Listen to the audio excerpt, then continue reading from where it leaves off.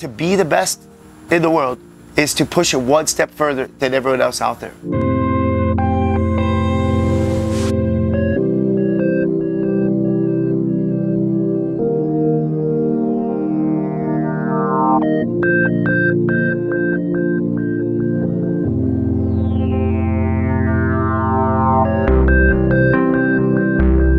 Be the best you can be. You have to push yourself the hardest you can. You gotta live it, you gotta breathe it, you gotta eat right, you gotta stretch right, you gotta, push yourself. There's days I didn't stretch, I couldn't even walk because my back was so bad. I'd go out and wakeboard like a maniac and couldn't even walk later. Stuff like that. There's so many things sacrificed to be, to be a 6-time world champion or to be the top of your game.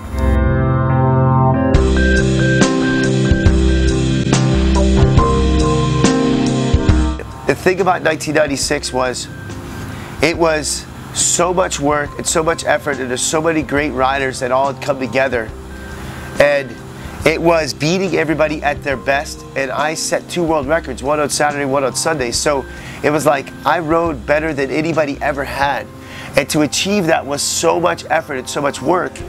To put it together again on that day, both on Saturday, then on Sunday, and being able to pull it, and then it was because I lost to Parks Bonifay at the X Games. I won round 1, round 2, round 3, and it was literally, they made us ride one last round at the X Games at Parks. I felt Parks won.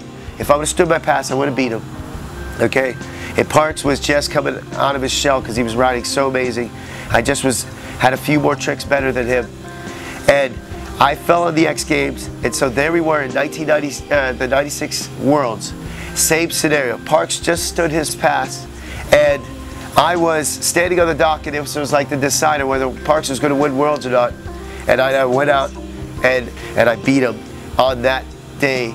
Same scenario, and it was like such an achievement. So again, that was just like the highlight of my life, as far as everything was all against me. Everything was the hardest it had ever been, and I pulled it. At that time, was just amazing to me. And it was such a huge highlight of my career.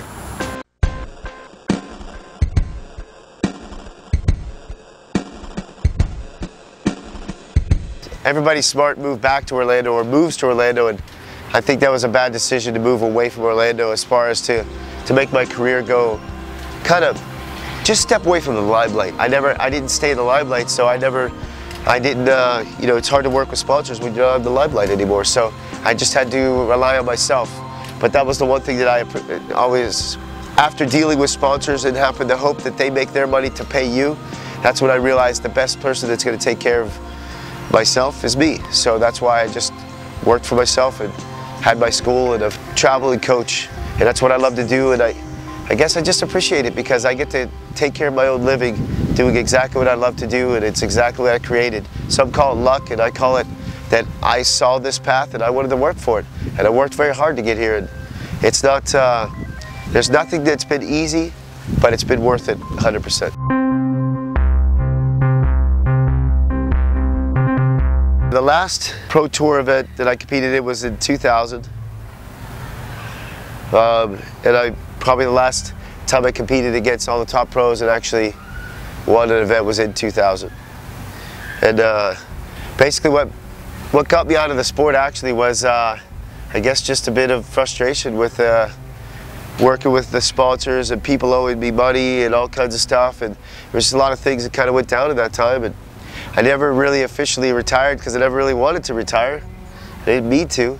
I just kind of got busy with my school at that point and got focused with that. And I had some aspirations to sort of compete again. And I've always sort of been around. I've competed in Europe, and I won some events there. And then I won a couple pro events, but not all the pro guys were there. And so I ended up, I've been sticking around, but just haven't competed quite as, against the full pros since that point, since that time.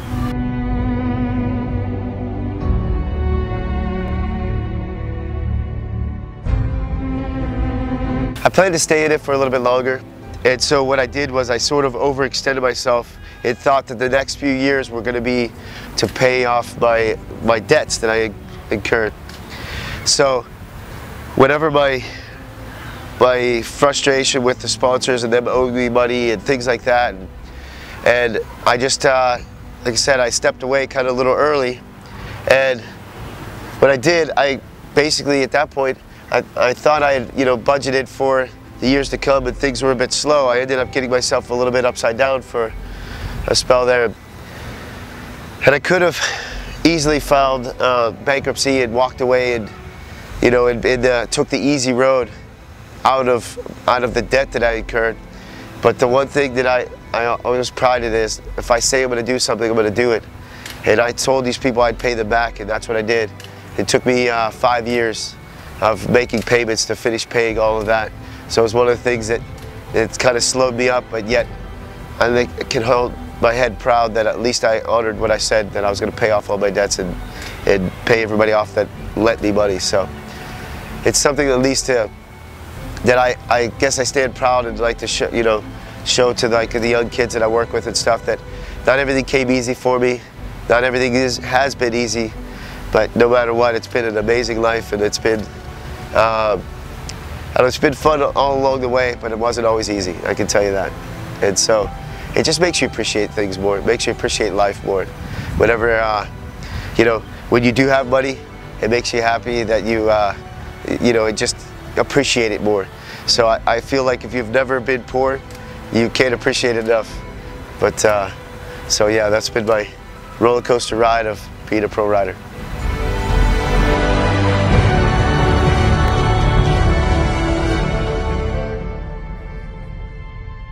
There is so many stories that of travels and all that kind of stuff.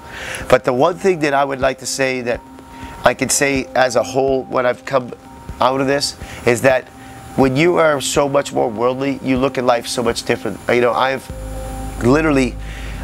hung out with and partied and played and wakeboarded with kids that are super poor all the way to rich people, all the way in between. And I've had so much fun, and the people are so excited to see you, and you just have such great time. And, the cool part is if you can speak any kind of words of their language, they love it. They love to see that you take the opportunity or take the time to learn a little bit about their language, their culture, the people. And I'll tell you, I'll never be the same. And I encourage every person, if you can get a chance, to go visit other countries. And that's the biggest thing that I can say that I appreciate, is that all the culture that I've met I got to see from traveling around the world. I've been to 42 different countries now, so far, and I've got many more I want to go. And I've learned so much, and I'm definitely a changed person from it.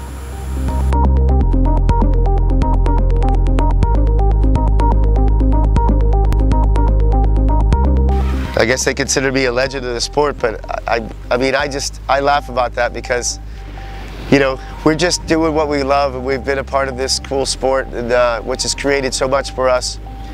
And we're one of the people that started, I guess, a lot of the tricks and these competitions at the beginning. So I guess we get to be called that. I guess it's a cool title, I guess.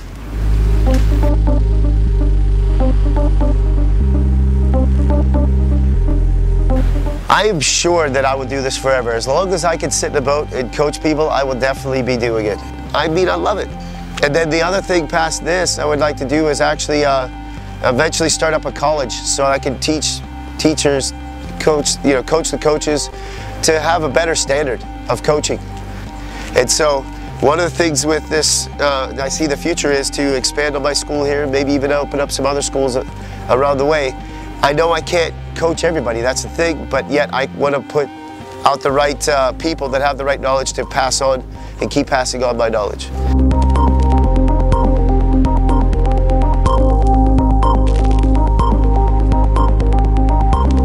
And I guess I was always born to teach. So I always had a knack for wanting to try to help people along and push them. And so I think it was a natural fit to do coaching. So instead of just being a general coach, I wanted to know how everything worked. So I wanted to break down every aspect of what I was doing. So I first studied water skiing, then I started studying wakeboarding, but not more so than just study it just to learn it. Then I started to figure out how I could actually coach people better. And so I started to break down all those stuff and figure that out. And then once I started to kind of come to more of a sort of real understanding of wakeboarding, then the next thing I really wanted to step up my game on was how to work with the mind. I started studying psychology personally for myself, so I could be a better, boyfriend and then a better husband. And I come to realize that it helped me to be a better person in general. And then also, through studies, I started to realize that I could use this knowledge to help understand what I was seeing. I could help to read the minds of my students. And I feel like that's what's one extra step to help me to be, the coach that I am.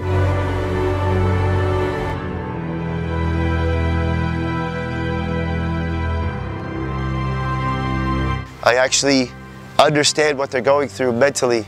And I've had students tell their parents and their parents back to me that he could read my thoughts. And that to me was like a true achievement in itself, was to be able to understand what I was seeing of these kids, the fear, the frustration, and all that stuff.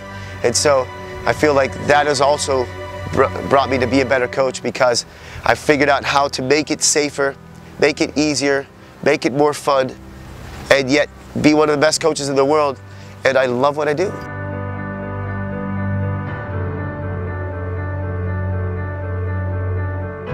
I just come to realize through my students that that they say that I'm a good coach, or a really good coach, maybe one of the best, okay?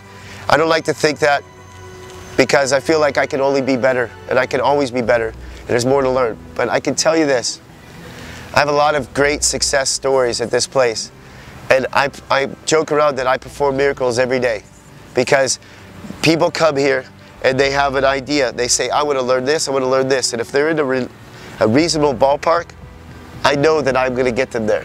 And that's the part that's so cool. It's like your goals become my goals, and I assure you, I'm not happy until we achieve that.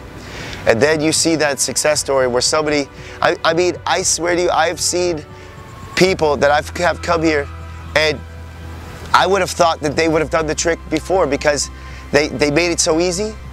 But it was, I guess, because the way that I coach, they made it so easy, because the expression on their face when they make it is so memorable. And you will realize, that's when you truly realize, you're like, wow, that was easy.